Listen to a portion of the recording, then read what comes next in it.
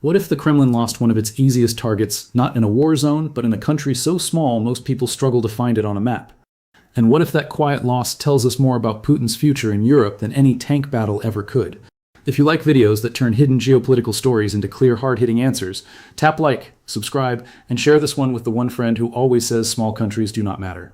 For years, Moldova looked like the perfect place for Russia to keep winning. It is small, it is poor, it has no sea access. It has weak institutions, a painful Soviet legacy, and a breakaway region packed with Russian influence. On paper, it should have remained trapped, not fully east, not fully west, just weak enough to control.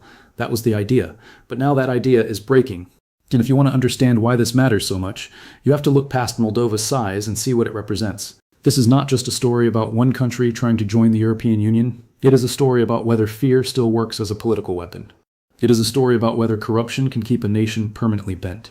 And it is a story about what happens when a country that was expected to obey starts saying no again and again until no becomes its new identity. That is why this moment is bigger than Moldova.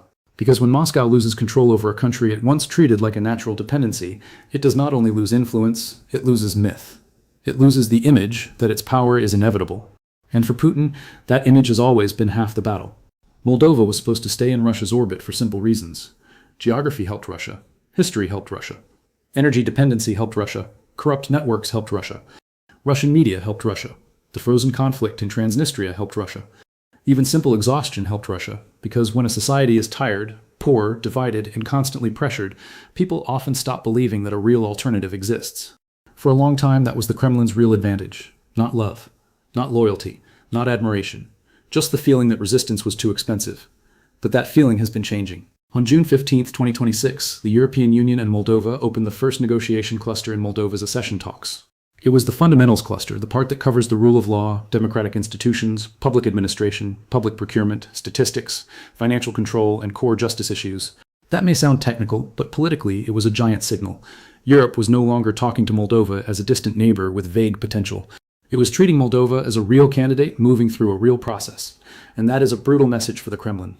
Because Russia did not lose Moldova in one dramatic moment. It lost Moldova in the worst possible way.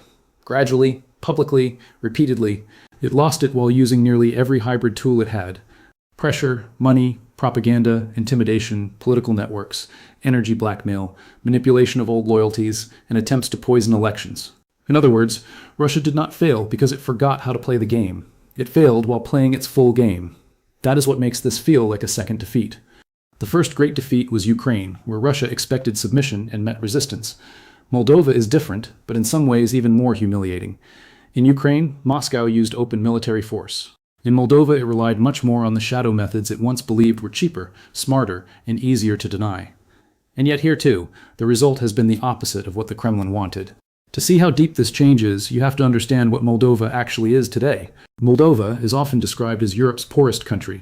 And while labels like that can hide important details, the deeper problem is real. The country has lived for years under structural pressure that would break many democracies. Too many young people leave. Too much hope leaves with them. Remittances, money sent home by Moldovans working abroad, have long helped families survive, but remittance-led survival is not the same as development. It keeps households alive, yet it can also hide how weak the domestic economy remains. The World Bank's picture of Moldova in 2025 was rough. The economy was flat in the first half of the year.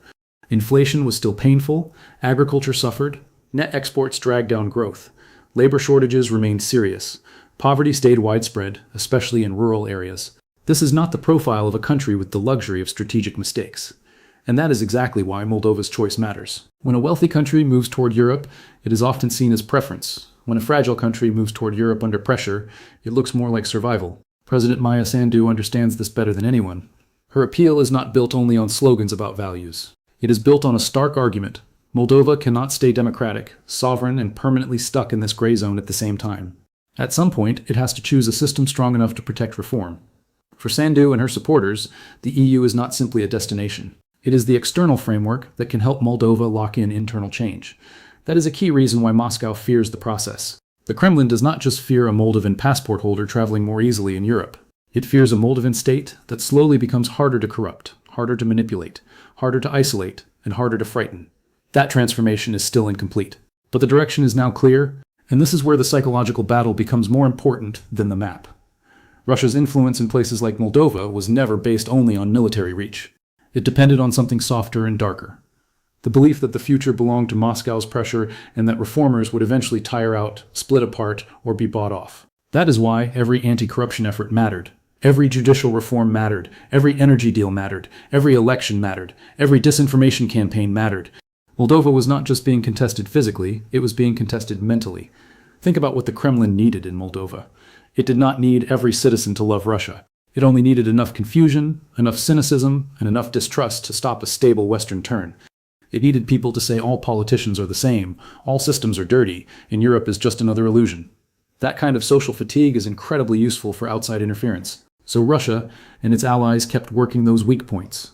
Western governments publicly warned that Russian actors were trying to shape Moldova's elections through disinformation, covert financing, criminal networks, and efforts to stir unrest if outcomes went against Kremlin interests. Moldovan officials kept describing pressure from oligarch-linked systems, including networks connected to fugitive businessman Ilan Shor, who became a symbol of how corruption and geopolitical influence can merge into one machine. That matters because in Moldova, corruption is not just a domestic governance issue, it is also a national security issue. When a state is poor and institutions are weak, corrupt money does not merely steal from the public. It creates alternative power centers. It buys media, it buys narratives, it buys parties. It buys loyalty, it buys paralysis. In a place under Russian pressure, corruption becomes a delivery system for foreign influence.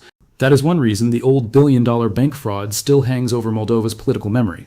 The damage was not only economic, it was moral. It taught millions of people that the state could be robbed at a historic scale. It deepened distrust, and distrust is one of the most useful raw materials in hybrid warfare. Yet instead of ending Moldova's European path, that history may have made the European argument stronger. If domestic systems are too weak to self-clean quickly, then an outside anchor becomes more attractive. EU rules, EU monitoring, EU funding conditions, and EU institutional pressure start to look less like intrusion and more like protection. That is why the accession process matters even before membership happens.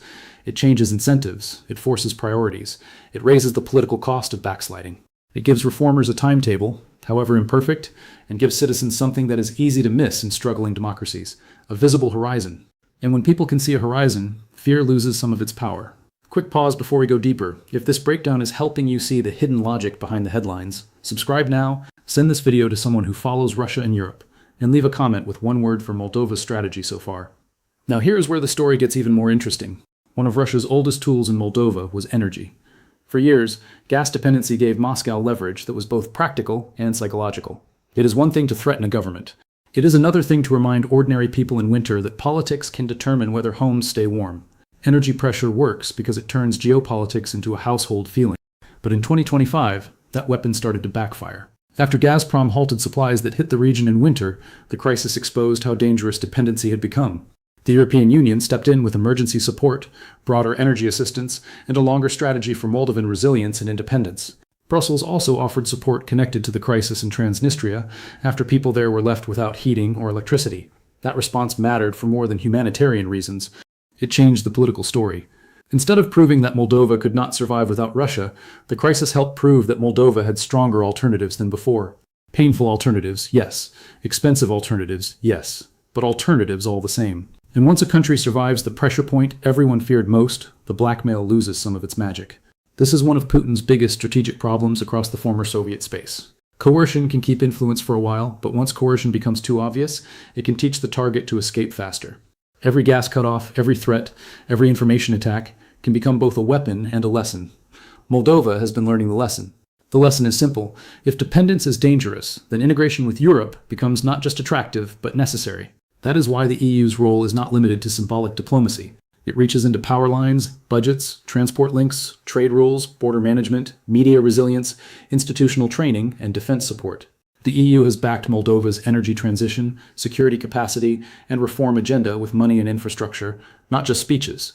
Between 2021 and 2025, the European Peace Facility alone allocated major support for Moldovan defense capacity. That does not turn Moldova into a military power, but it does help it become less vulnerable. And vulnerability is the whole game. Because Moldova's biggest enemy is not only Russia. It is also the condition of being small, exposed, and easy to squeeze. That is why the argument over Moldova's future is often misunderstood. Some people frame it as an emotional identity battle, East versus West, tradition versus modernity, language versus language. Those things matter, but they are not the core. The core question is much harder and more concrete. What kind of system gives Moldova the best chance to remain free, functional, and governable? Look at the options realistically. A return to comfortable dependence on Russia is not realistic. Moscow has already shown how it uses dependence. Permanent neutrality without strong backing sounds clean on paper, but Moldova's experience suggests neutrality does not stop interference, bribery, propaganda, or energy pressure. Trying to remain forever in between may sound balanced, but for weak states, the middle can become a trap where everyone pressures you and nobody secures you. So for many Moldovans, the Western path is no longer about idealism first. It is about the least dangerous future. And that shift in public thinking may be the most important thing of all. The EU referendum in 2024 was narrow, which actually tells us something important. Moldova is not marching in perfect unity. This is not a fairy tale. The country is divided, pressured, and full of anxiety. But even under those conditions, the pro-European constitutional direction survived. Then in 2025, Sandu's pro-EU camp won another major parliamentary battle, keeping the Western course alive in the face of enormous outside and inside pressure. That matters because the Kremlin strategy often depends on proving that democratic resilience is temporary. If it cannot win immediately, it waits for fatigue. If it cannot stop one election, it aims for the next one. If it cannot fully reverse the direction, it tries to slow, confuse, or fracture it. So every time Moldova goes through another test and still keeps moving west, the message grows louder.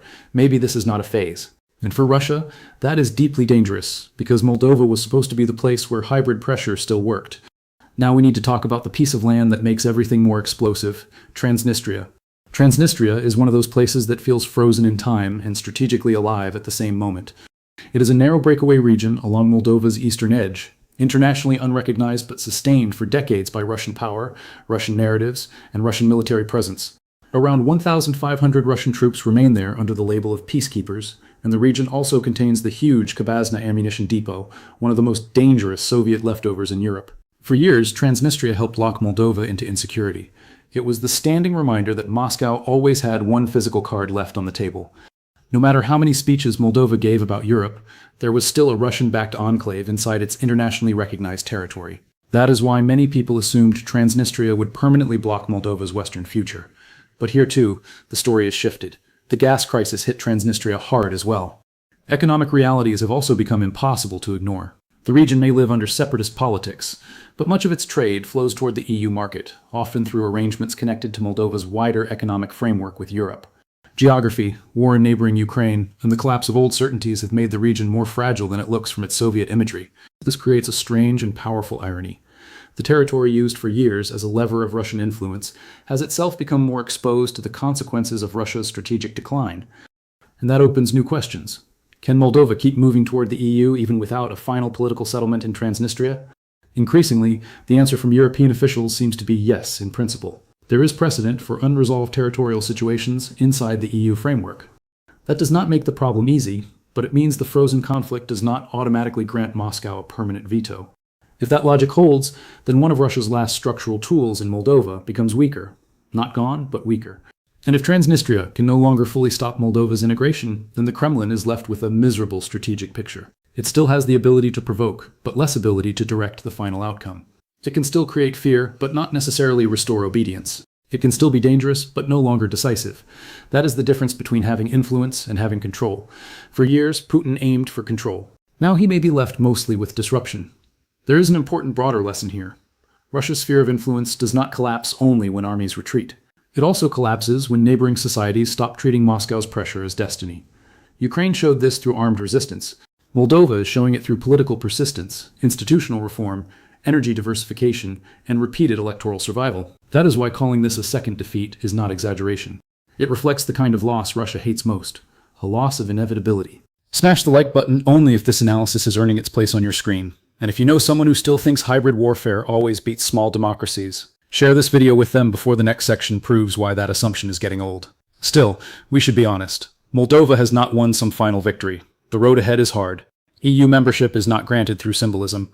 It is earned through reforms, negotiations, legal alignment, institutional discipline, and years of administrative effort. The fundamentals cluster opened first for a reason. The EU wants proof on courts, public administration, public spending, anti-corruption systems, statistics, procurement rules, and democratic performance.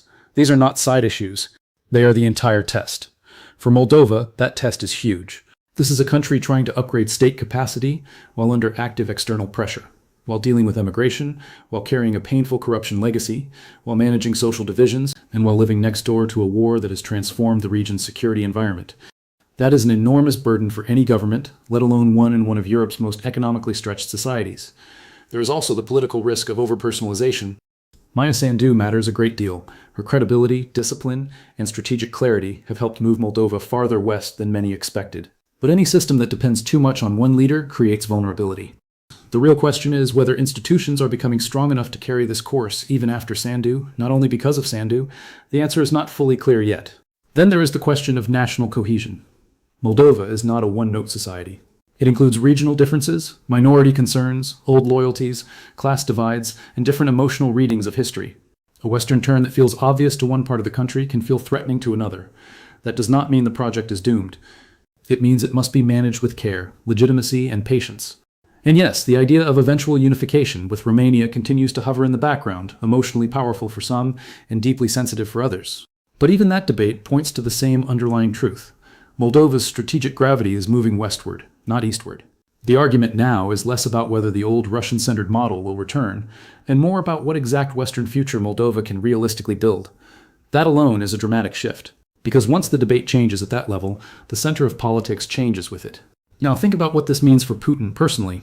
Putin built much of his regional power on the promise that Russia would remain the central pole of gravity for the lands around it.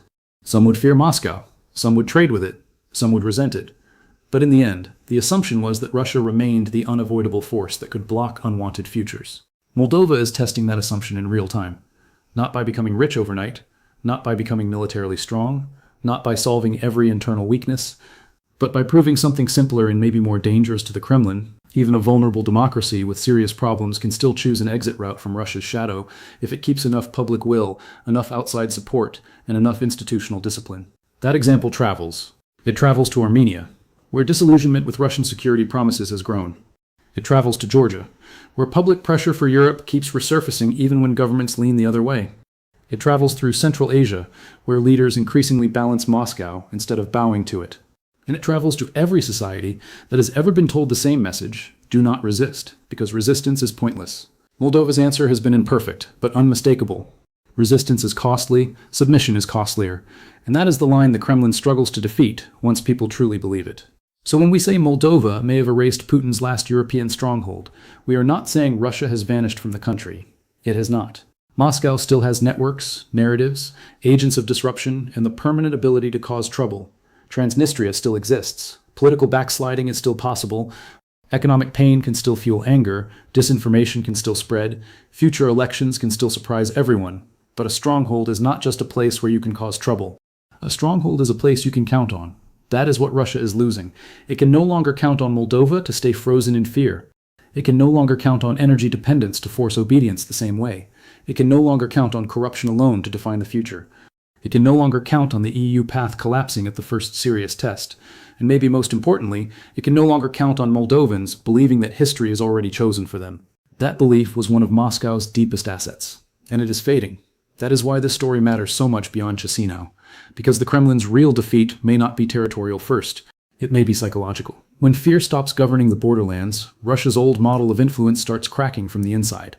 Not everywhere at once, not cleanly, not permanently, but unmistakably. Moldova, the country that looked too poor, too divided, too weak, and too exposed, is helping expose that crack. And that may be the most humiliating part for Putin of all. He did not lose this ground to a giant power directly occupying it.